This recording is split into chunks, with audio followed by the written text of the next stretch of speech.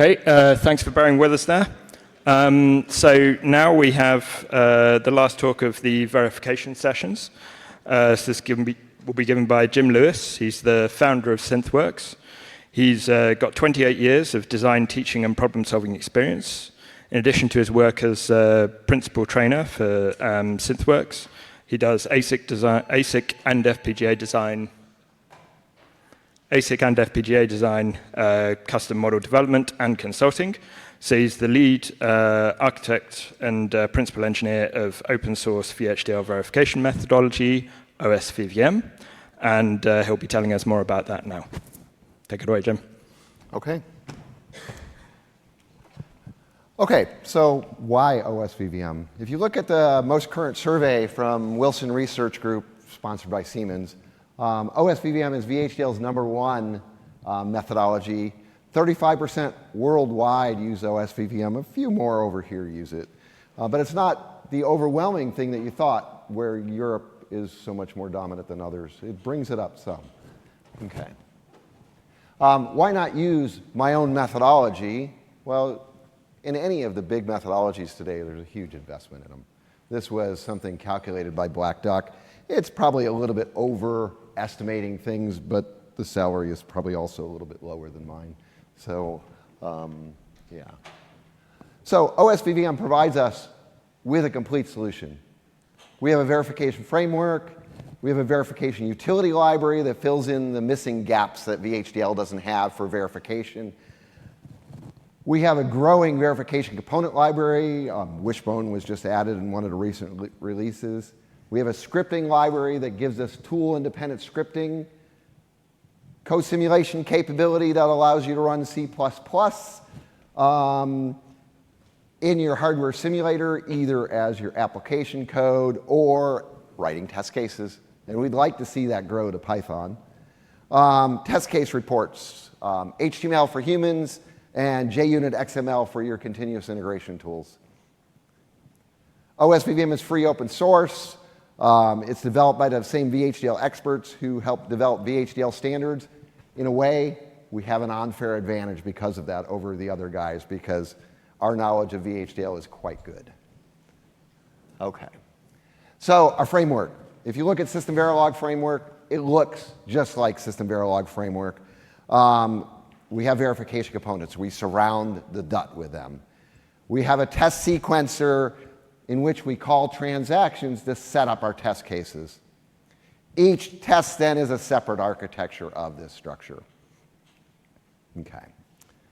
It's not OO. SystemVerilog is all OO. This is just simple VHDL. It plugs together like RTL. We do an instance of the DUT. We do an instance of verification components. We do an instance of the test sequencer. Okay, so any VHDL engineer can do this. Pieces of our framework then. Our connections are done with a record. We call that our transaction interface. We set up our tests with procedure calls. We call that our transaction API. More on that in a minute. We have verification components, and then we have the test sequencer. So we'll get into all of these in the presentation. Our transaction interface, it's just a record. But the record's in and out. So the magic is in the types and the resolution functions that we use there. It's standard logic vector underscore max, or because some vendors don't support all of the 2008 features, max underscore C, denoting compatibility mode. Okay. But our long-term plan is to move to VHDL 2019 interfaces. It's just a very simple modification of adding mode views. Okay. We have the transaction API. Again, it's nothing more than procedure.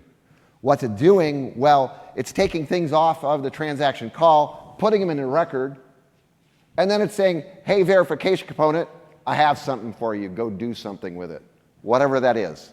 At this level, we don't know what that means. Okay. And then, if the verification component gives us something back, retrieving those values and giving them as output variables of the procedure call. All right. So independent of the verification component, we put things into the transaction record. We handshake with the verification component. We get results back. All right. So what we saw is that this stuff happens really, again, independent of verification components. So we created a library, a model-independent transaction library that has an API that allows us to do address bus or memory mapped interfaces if you like. We're using this on Axie4 and Wishbone. They do things like read and write. But what we create in this library is a superset of anything that we should need. It's a growing library, so it will increase over time. Okay. And we do the same thing for streaming interfaces. They do send, get, send burst, get bursts. Okay. So all of OSVVM's verification components use the model-independent transactions.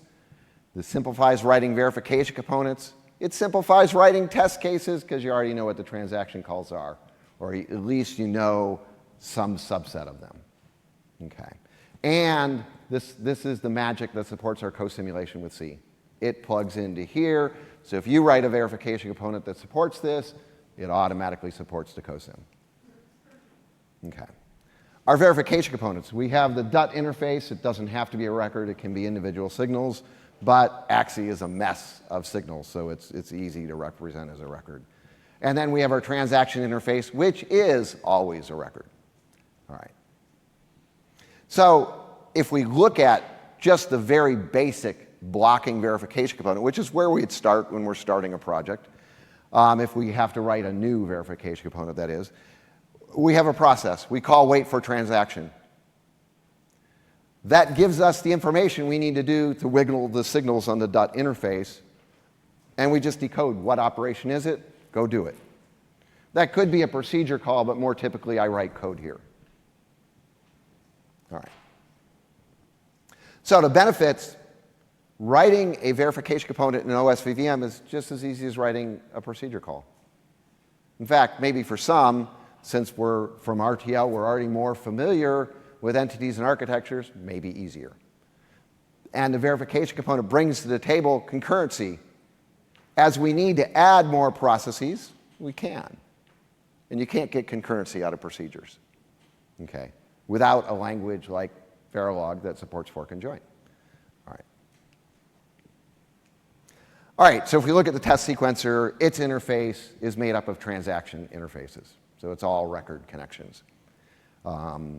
And then the beautiful thing, this is much different than what you get with SystemVerilog, the whole test case is in that file. Okay, it's not spread, there's not constraints mixed in other places. We have a control process. Its job is to initialize and finalize our test. We have an individual process, one process per interface, gives us concurrency just like your design. Okay. In there, we call transactions. It's easy to write directed tests. It's easy to write constrained random tests. It's easy to add scoreboards and functional coverage here. Okay. But it is concurrent. So from time to time, we're going to need to synchronize things. Then we have primitives for this. One of them is wait for barrier. Okay. And we use that at the beginning. We use that at the beginning so that we don't start driving things on the DUT interface until it's been set up. We use that at the end so we can coordinate finish and we don't have to know who finished first. We don't care. Okay? We don't finish until they've all hit the barrier. On the top one, you see the 5 milliseconds. That's our timeout. Okay? And then we call end of test reports. This is our finish. Okay? And we'll take a look at the reports in a minute. All of OSVVM data structures are singleton data structures, just like you'd have in an OO language. But we work around the fact that it's not OO. So they all work with IDs. So we declare all of our IDs. We give the test a name. In OSVVM, this name must match the name you call it with in the scripting. Open a transcript, allocate our IDs, or construct our data structures. So we call new ID. New ID is an OSVVM convention. So you'll find this, all of the data structures use new ID. Or if it's a requirement, it's new rec ID. Might turn on some message filtering to allow messages to print, and then again we get to the wait for barrier. So this is our initialization step. Test case then. So in one of the processes we might be sending something on a serial interface, we'll call send, and then we might go through a switch, and on the other side we're checking it. So we're doing a receive on the other side, we'll do a get to receive. And then our checkers are called affirmations, and it's just affirm if equal. And we're checking, did the values match? And if they pass, we get a pass message. If they fail, we get a fail message. Beyond that, we get the NTB. That's an indication of who done it. Okay. So writing self-checking tests are easy. Debugging is easier because we get a sense of where to come from. And internally, OSVVM in our data structure tracks the errors. Okay. Because the data structures are all being constructed curiously in the package, because that's where the singleton is. Test finalization, we continue from where we left off. We might close the transcript, do some checking on the transcripts. That's not a requirement. That's just something we do a lot because some of our test cases are output-centric. We want to make sure they're producing the same outputs. All right, check that all the scoreboards are empty, check that you reached 100% functional coverage, and then call end of test reports. There's a new parameter that allows you to say, did it time out? And that way we get it in our reports at the end. If it timed out, we get a good timeout message. Okay. Our messaging. So we have logs and alerts, just like most most programming languages today have gone to this type of scenario. Logs are all about conditional printing. I want a lot of printing when I'm debugging. I want almost nothing when I'm running regressions. Okay, I want a pass-fail. Okay. So logs have different levels. We can turn them on and off by level. We can turn them on and off by their ID. Okay.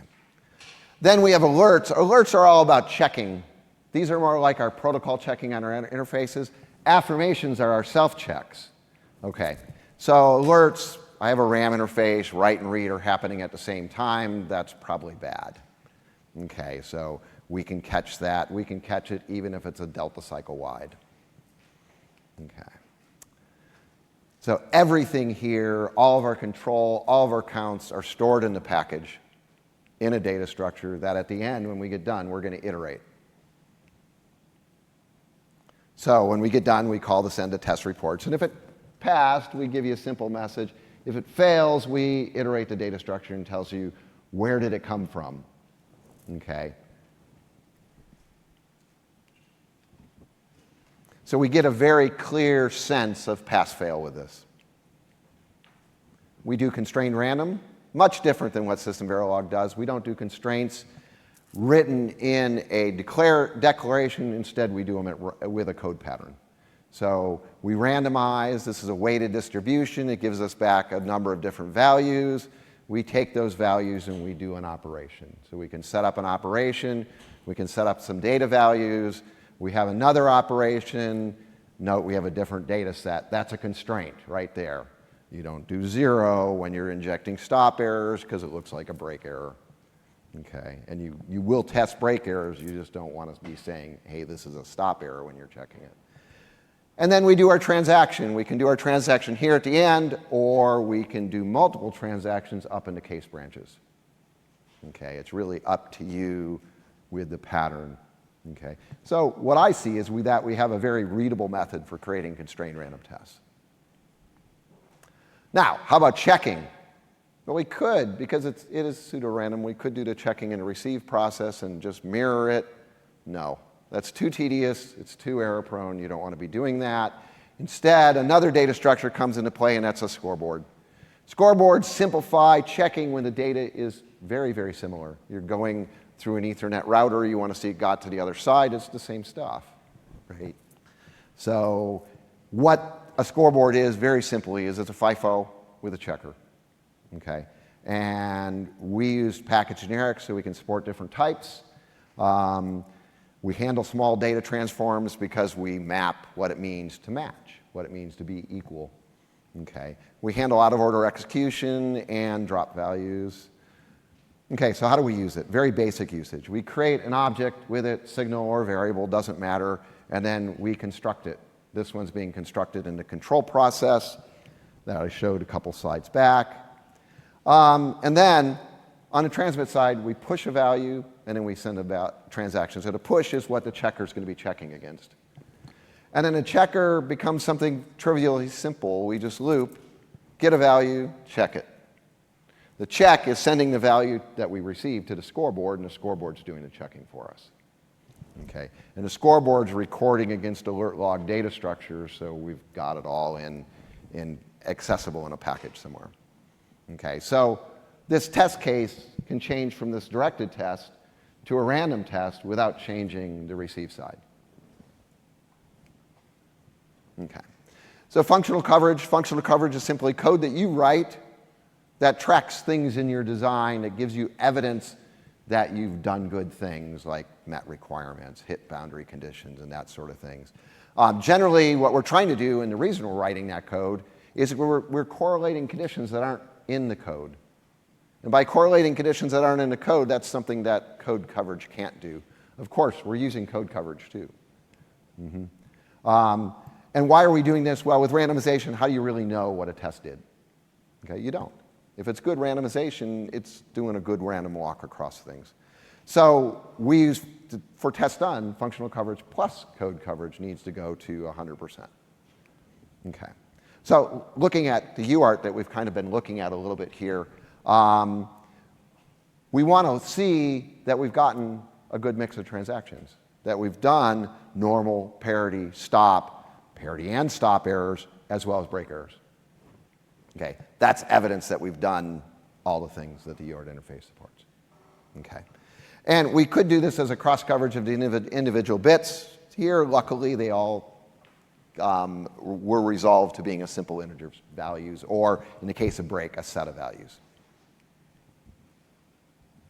Okay, so writing the functional coverage, we declare a variable or a signal that holds the object. We construct a data structure. Beware, if you use the signal here, there are delta delays involved. You would have to have a wait for 0 nanoseconds with a signal. And then construct the data structure. Okay. And then use it. So we're recording the coverage. So really cool. Although this is implemented in a package, it's just as simple and concise as what SystemVerilog and E do. Okay. Okay, so requirements. We heard from UVM the other day about their requirements capabilities. OSVVM views all affirmations and functional coverage as some form of tracking requirements. So if you just call it with new ID, that's going to be tracked within that given test case. If you want to feed back to a requirements tool, use new rec ID, okay, for requirements ID. And we do this for alert logs, for affirmations. We do this for our functional coverage. Functional coverage, by the way, is new for 2502 release. So tracked requirements, when you're running OSVVM, you run OSVVM scripting, and it's automatically tracked. You record it in a data structure. We ask the data structure, hey, got requirements? And it comes back and says, yes, okay. Throw them into this file format. And then when the scripts see that file, they do something with it. Okay. All right, so failed affirmations are a requirements failure. They're also a test failure. Affirmations that do not reach their requirements goal fail. Functional coverage that does not reach its coverage goal fails. Okay.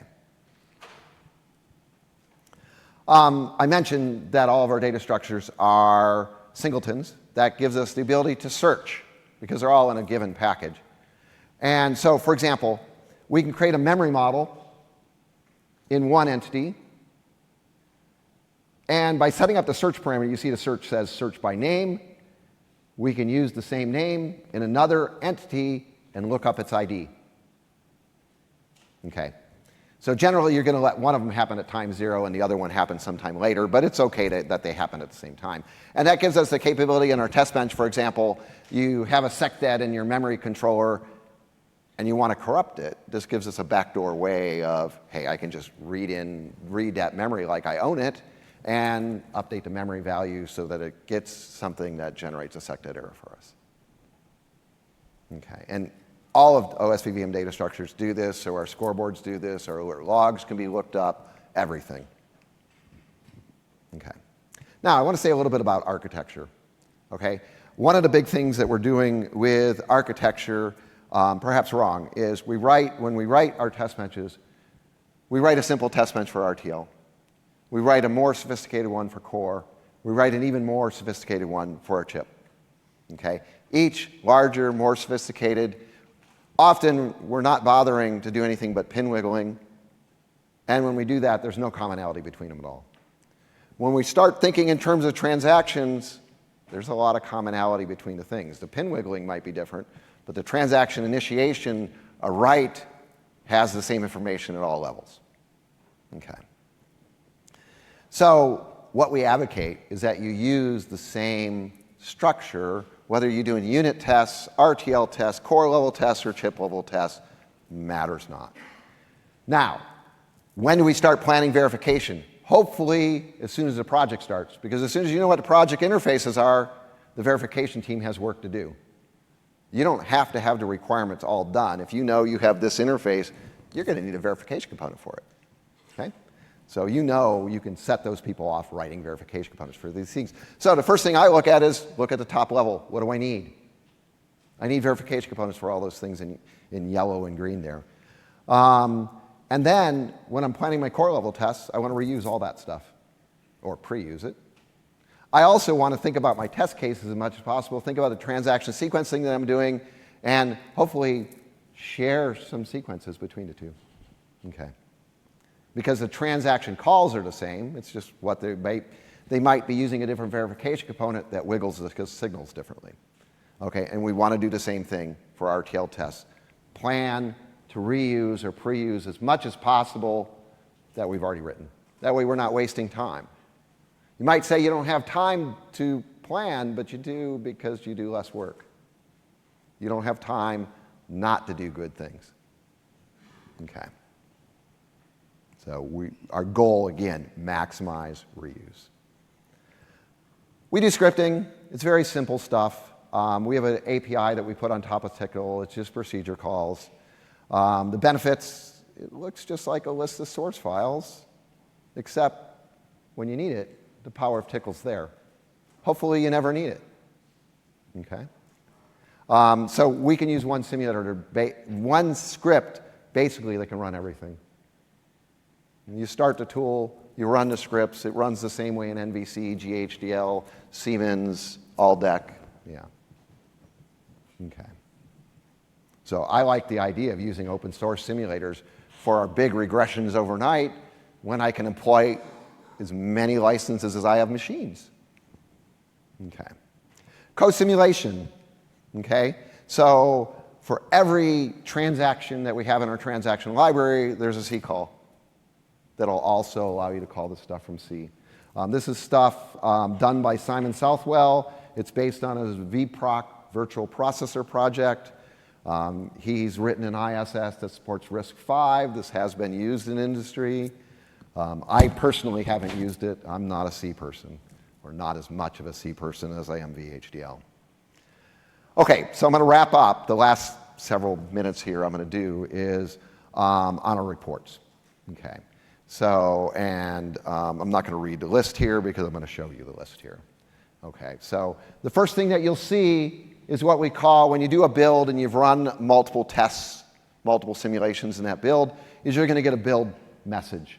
A very simple build summary. It's going to say, it'll say either error or passed. And it'll give you a quick summary of what happened. And it tells you, hey, if you got errors, you got to look further. And looking further is opening up this build summary report. Okay, and it's open build HTML where O, B, and H are uppercase. And it basically, the top of the table has the same information that we saw in the previous table. But we also, above this, we record the tool and the OSVVM version. We give you a link into the log file that the tool produced, a modified version of the log file that we HTMLize. If you ran with the requirements, we put them in a YAML file, and when we get done with the build, we merge the YAML files, and then we put it into HTML and CSV automatically.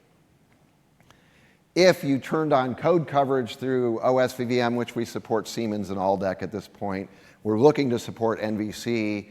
It's just getting the motivation of somebody helping us with that. Then OSVVM at this point in our regression suite, we have about 800 and some test cases. We break them down into test suites, sets of tests. In our case, it's like this set of tests tests axis full, and then axis stream, and so on. So the first thing you'll see in a report is the summary of the test suites. Okay? And then we give you the test case summaries that, yeah, for each of those 800 and some tests, we have a line item here. Note, everything underlined is indeed a hyperlink to something else. So if you end up with an error in your build, you see it up top. You see it in the summary, the time suite summary. And you've got it. Then you can go down and find a test case real quick. And you can do it just by clicking, because again, those things are hyperlinks there. You can just click right down through. Note the little triangles. That's HTML summary detail tag. If it's pointing to the right, something's hidden. I manually hid something here. Normally it's shown. But I wanted to show you the error. But you click on them and they rotate. If they're pointing down, they're showing. Okay. This is our requirements report. You'll note we automatically merge requirements if they're the same name, so we have some merge requirements. Note, we're a little bit different in that our requirements have counts associated with them. It's not just ticking it off. It's maybe you want to cover that requirement some number of times. Okay, especially if you're merging it, you are covering it some number of times there. Okay. And by the way, a failed requirement is a failed test case.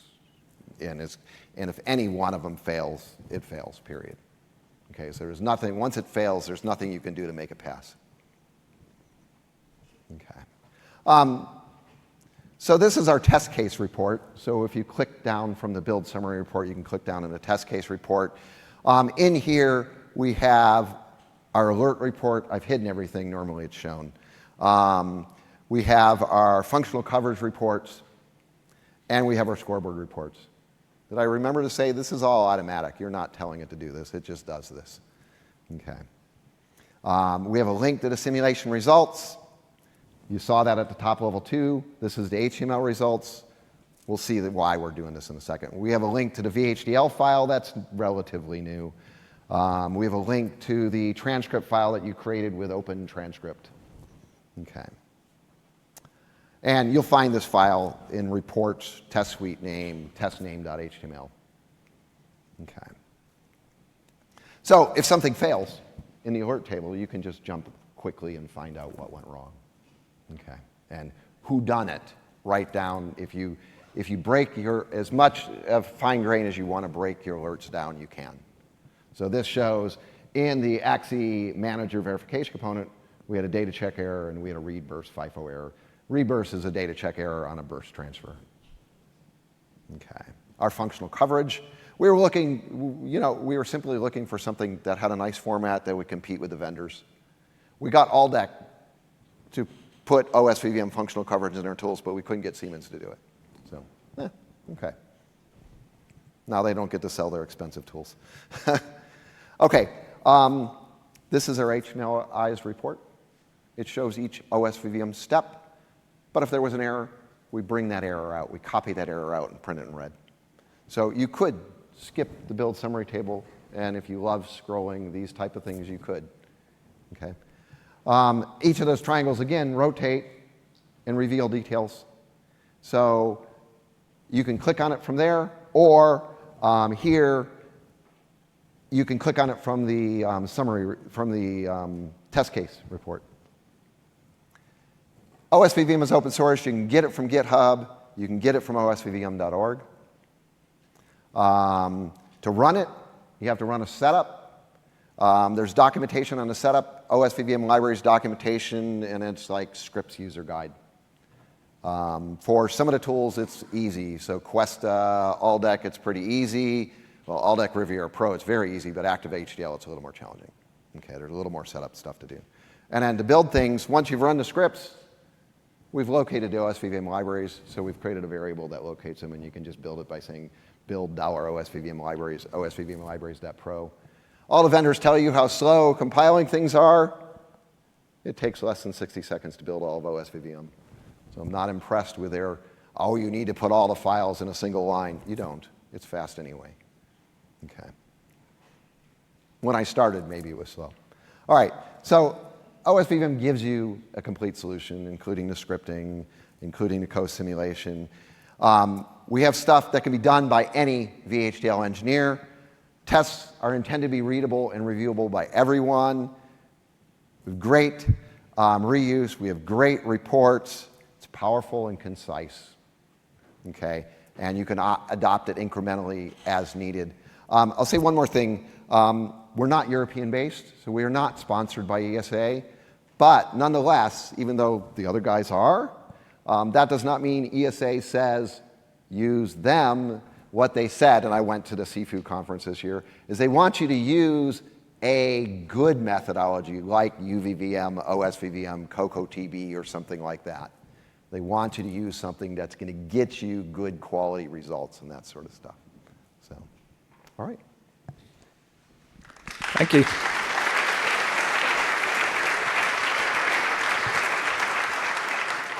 Okay, yeah, very, very nice talk. Any questions? There's a lot covered there. Must be. How many people use OSVVM now? Awesome. Nice. Hopefully more after this talk. So yeah, maybe just a quick one from me. On your reports, yes, they look very nice. I mean, in particular, having the JUnit XML ones sounds very nice for CI, as you say. They're generated with any of the simulators, are they? Yeah, they generate within the simulation, and it's automatic. If you got to be running the scripting. Yeah. That's the good and the bad of it. Okay. Because you've got to adopt, and some people hate Tickle. Don't hate Tickle. Okay. The thing to love about Tickle is there's enough people. There's not many people that do it, and therefore, when you need help in Tickle, you search on Google, and it finds one of the 4 authoritative sites. That's the beautiful thing about it. So not everybody's written their own Python thing, right? So. That's okay. A big plus. Nice. Yeah. Any other questions? Yes. Maybe. Yeah. I would like to ask you if you can tell us some advantages or disadvantages of using OSVVM in comparison to UVM or SystemVerilog approaches. So. One versus the other. Yeah. What in your experience or what? Well, SystemVerilog requires some very big skill set, right? You need, if you're doing design, you've got an RTL design, and then verification, it's all OO. And my view of SystemVerilog is they're starting, when you build a verification component with OO, you're starting with a procedure, and then you're adding fork and join on top of it to build your concurrency. I would respect them a lot more had they built their concurrency from their Verilog modules, because that already has the concurrency built into it, and then figure out how to do OO on top of it, but they didn't do that. They rushed. They rushed because they needed to compete with E. Yeah. So OSVVM can be done by anyone. You don't need OO skills. So we've got great data structures. That's the other place we do really well, because we have singletons. The other guys in the VHDL community, some of them haven't figured that out yet. So. Thank you.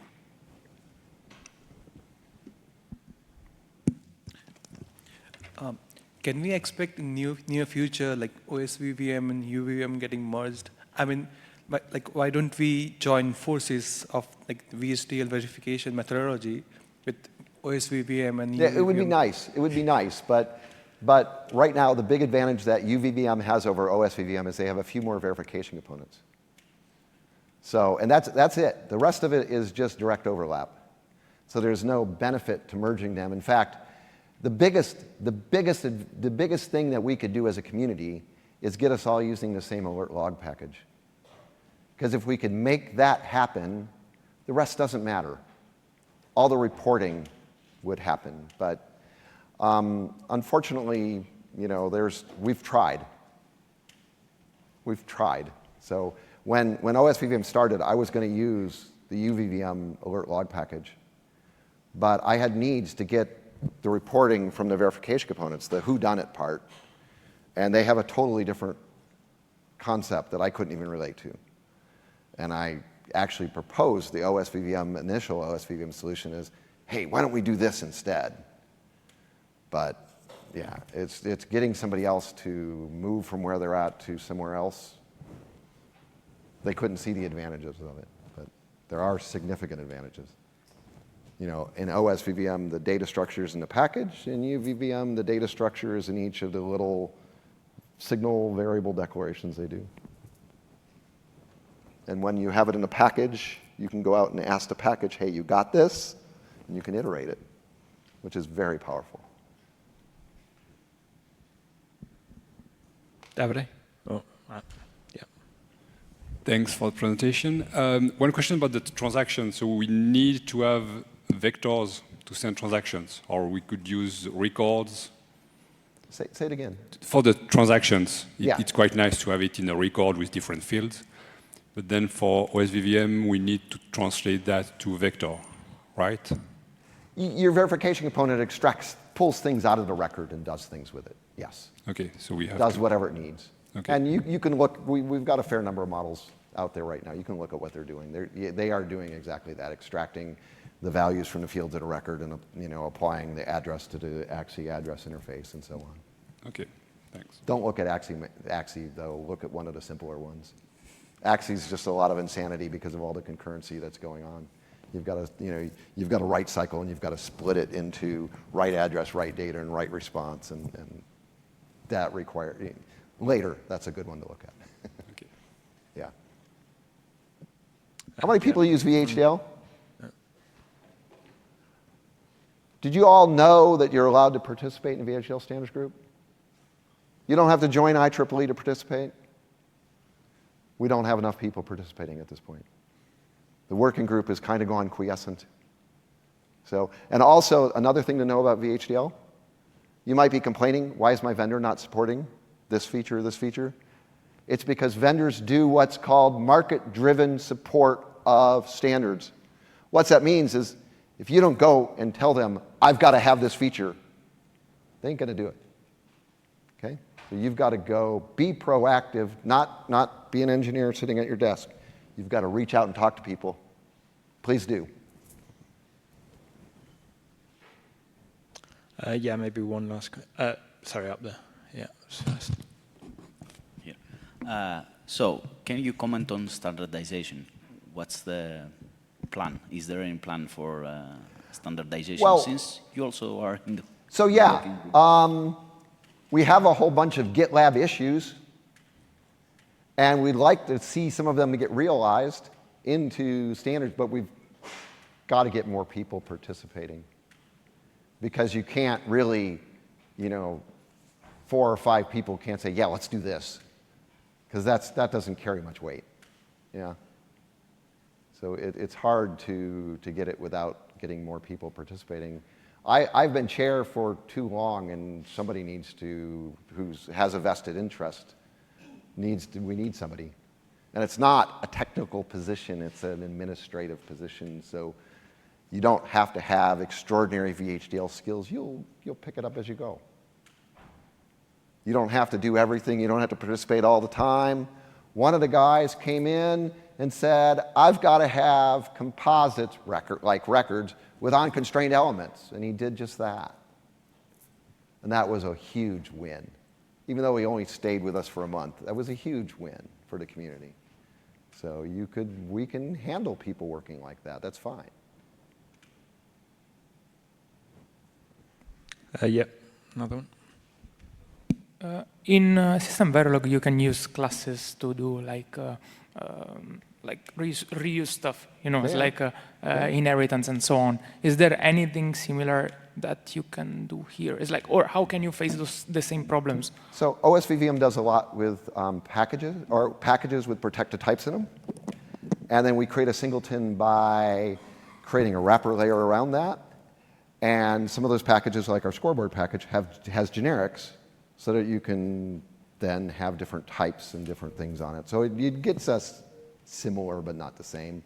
But always remember that OO is a language feature and not a verification feature. What you're trying to solve is verification problems. And that's what OSVVM is trying to address, is verification problems.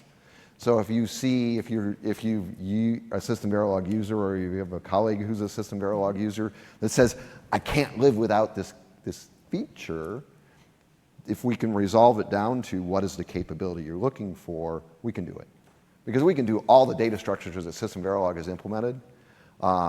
Once we get one minor change in the language, which actually the vendors don't check for that rule, so you can already do it, then our OSVVM data structures that are singletons will look just like a first-class language data structure. And it's actually, in my mind, better than a first-class language data structure, because first-class language data structures are locked down by the language. And things that are built in a package, we can fix, we can amend, we can add to and extend. So, yeah. Thank you. Yeah. Thanks. Okay, yeah, one last question this time. I have seen that there is a verification component for Axibus, but I didn't find the documentation for it. So this is first question. It's in the documentation directory. It's already, okay. Yeah, And yeah, then and that's because we, like the other guys, we also host our stuff on IEEE. But IEEE does not allow us to have documents that are anything other than Apache. And we wanted Creative Commons, a Creative Commons license. They wouldn't let us use it, so we can't put our documentation on our site. So we had to pull it out of where it's naturally to put it and put it in documentation repository. It's actually a submodule. And what is the strategy to add new verification components? So you do like on demand, or you do verification components, you are adding verification components to library according to some rule, or what is the strategy? We accept verification components from the community. We accept basically pull requests for about anything. And one of Marcus's students is working on Avalon Stream. Yeah. So, you know, if anybody's a university professor and has looked into OSVVM and wants to put some of their grad students on making things, we're open to that, and we're open to collaborating with the students. Yeah. Thank you. Thanks. Yeah, very nice to hear. Okay, so maybe we thank Jim again and then move on to the next one.